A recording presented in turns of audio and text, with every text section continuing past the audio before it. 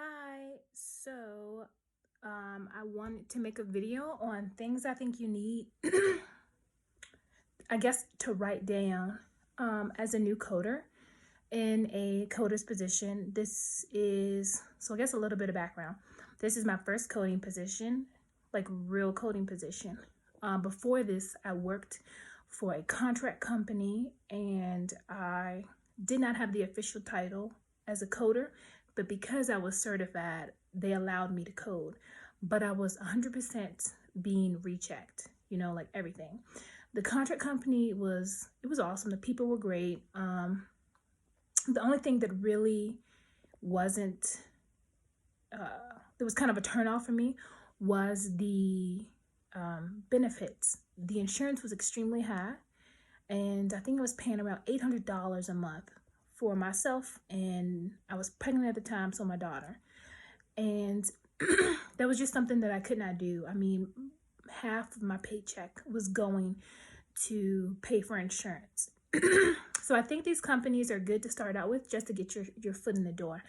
I worked for that company for 5 months until I got this position. My contract that I had with the hospital that I was working for actually went up, like was done at that in May. So I was okay with that. I felt okay about leaving. I had told them I had another job offer, and that was it. Most places that hire you as a coder, especially contract companies, hire you as a, what are they called? On the go? No. Too tired? No. I don't know, where they can fire you at any time. They can let you go at any time. They don't have to give you any reason. This and vice versa. You can do the same thing. You can leave at any time. You don't have to give them any notice. You can just quit. I didn't do that. However, I did give them notice. I did give them 2 weeks to, I guess, get myself together, get my stuff taken care of and all that other stuff. I don't know if I'm pretty sure they replaced my position. It's not hard to do to replace my position. And I think my position does have high turnover rate because of them looking for, because of the pay one and the benefits, I think.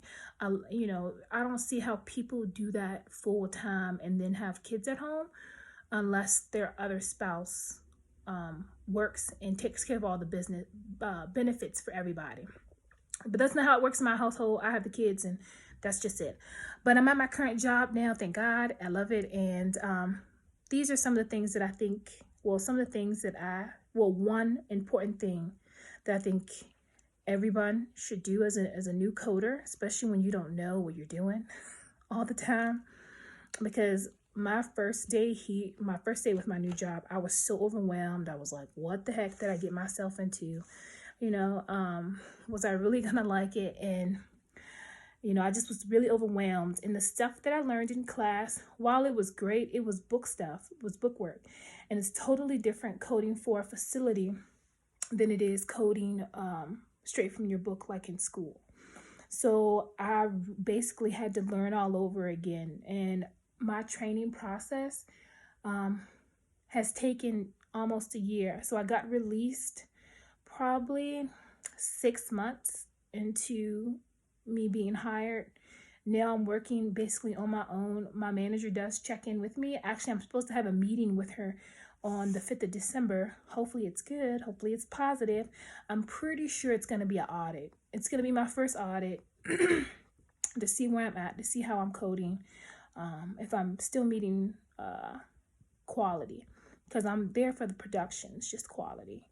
My hospital requires 95% accuracy, just like most places, and 13 ER charts a hour. So that's what we're looking at. So to help myself with this, because I don't have clinical background, I was never a nurse. I was never a CNA. I was never a respiratory therapist. I don't have clinical background in that sense. So like the thing that I struggle with the most is disease process, knowing what happens, like if you get, like, for example, lupus. Lupus is a systemic disease, right? Affects more than one body system, right? So I don't all the time know what signs and symptoms come along with that disease. You know what I mean? So like fatigue, headaches, painful swollen joints, glands, anemia, photosensitivity, hair loss. Like I had no idea all of that was involved with lupus. I mean, I knew the fatigue, yeah, because I do have one friend that suffers from lupus, but I had no idea the disease process and what it detailed. So I sat down one day and I did the research. I sat down, did the research, and came up with things that I needed to learn and figure out and everything. So that's what I'm doing now. I am trying to get all this stuff together and compile like a coding notebook, like a coding guide, if you will, and to make sure that I am still learning and getting everything, I guess, noted that I need to know, especially for this role, because it saves a lot of time of me having to search the coding book. Two, I remember the codes because I write down, like the code and what it's for, you know what I mean? Instead of just like the code, just the code and that's it. So here, I'm going to show you my notebook. It's a little beat up. My son had it and he just did a number on it. So we'll take a look at what's left. But here is, so I did the little tabs for like diseases. So here is, like COPD, lupus. That's my first page.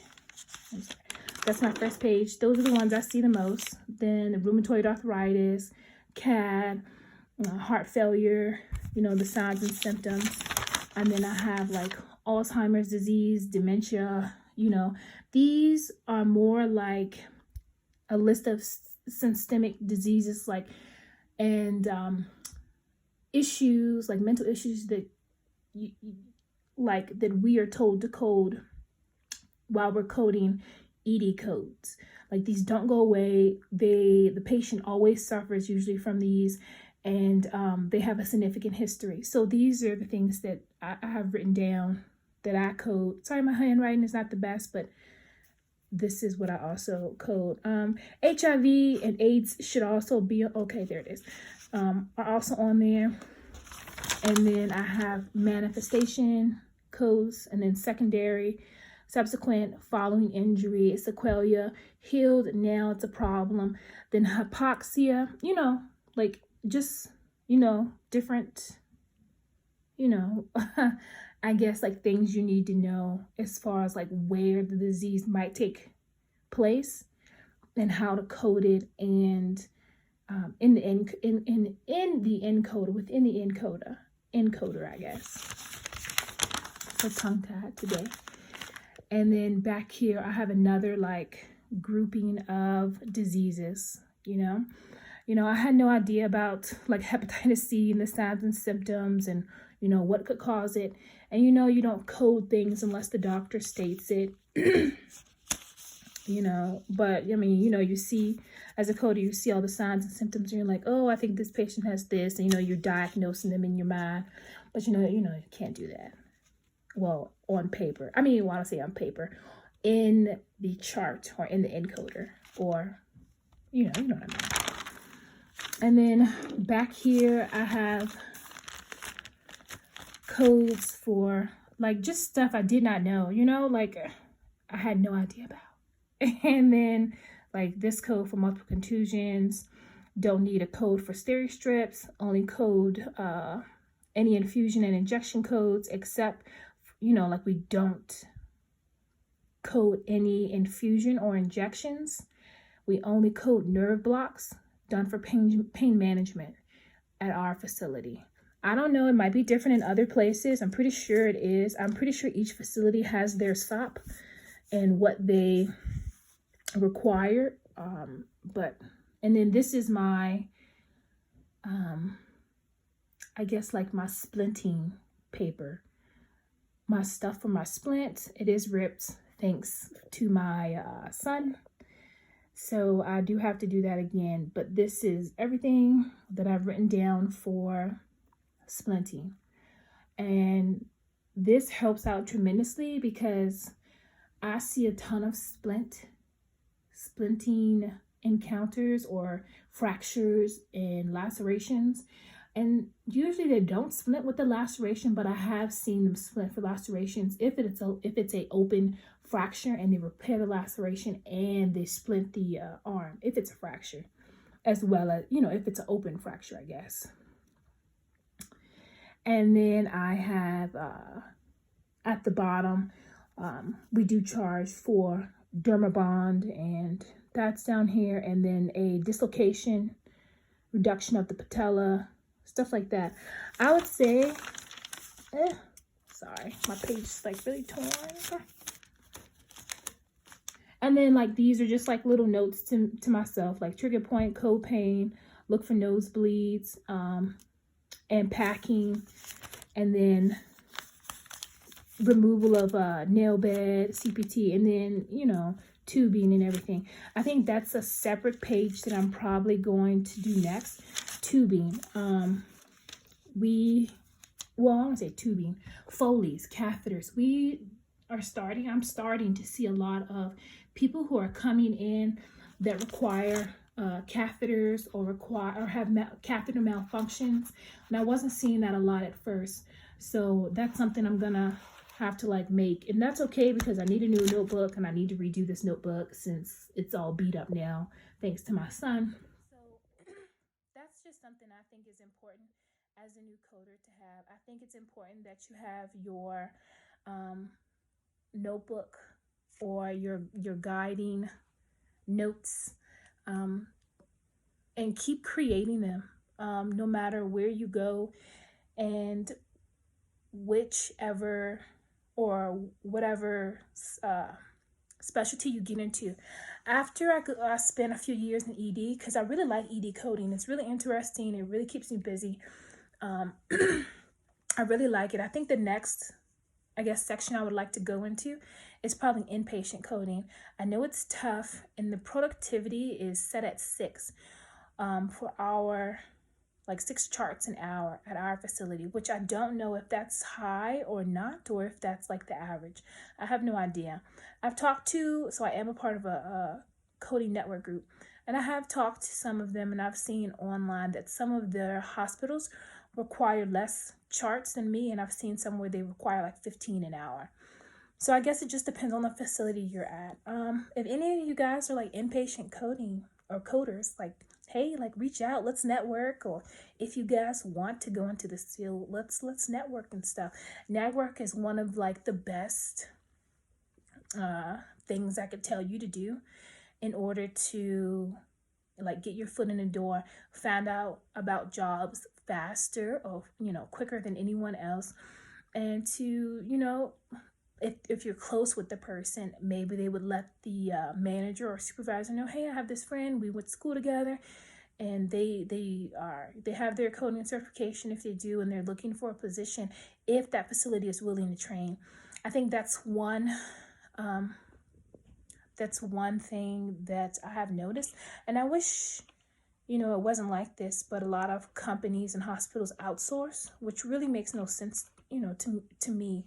They could pay a new baby coder coming out of school, I don't know, $15 or $12 an hour to learn how to code, and then when they get to that part or that place in their career where they're excellent coders, and then they can move up and get more money and all this other stuff.